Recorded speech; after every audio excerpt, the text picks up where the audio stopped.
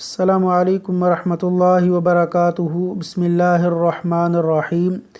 رمضان المبارک میں سب سے افضل وظیفہ، صحیح بخاری، حدیث نمبر 807۔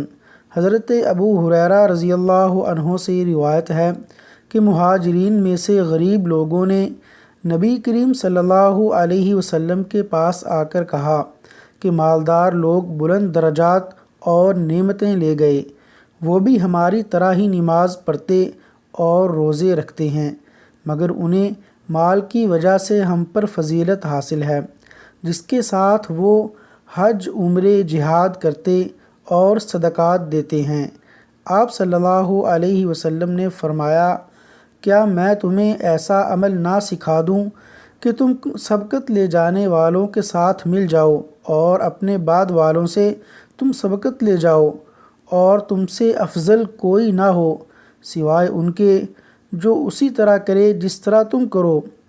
ہر نماز کے بعد 33 مرتبہ سبحان اللہ، 33 مرتبہ الحمدللہ اور 33 مرتبہ اللہ اکبر ہی کہا کرو۔